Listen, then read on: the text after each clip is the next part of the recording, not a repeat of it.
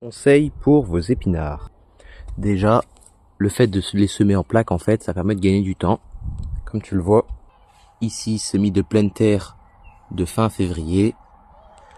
Et ici, repiquage fin février d'épinards semés début février. Alors, oui et non. Déjà, le semis, c'est plus simple à faire. Et puis, on a quand même des feuilles intéressantes. Vous le voyez. Hop, on a des feuilles de grande qualité.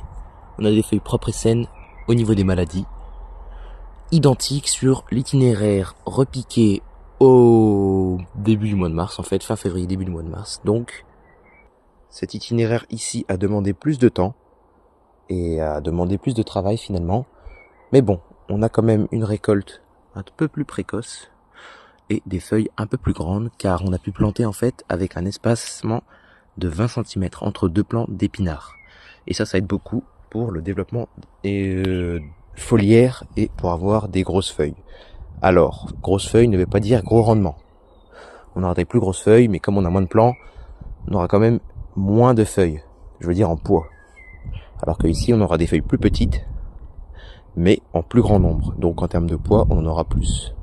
Alors, attention avec ça, parce que en cuisine, en fait, c'est plus simple de nettoyer des grandes feuilles, des feuilles de grande qualité, des feuilles comme ceci, qui sont assez grandes et qui ont tendance à être un peu plus lisses, parce que les feuilles plus petites ont tendance à être un peu plus boursouflées.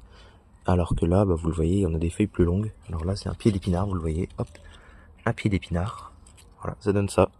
Alors je vous rappelle qu'on est dans le Nord-Pas-de-Calais, dans la France, tout en haut, et on est avec un itinéraire sans réaliser sans serre. Vous le voyez, j'ai pas de serre dans mon jardin. À bientôt.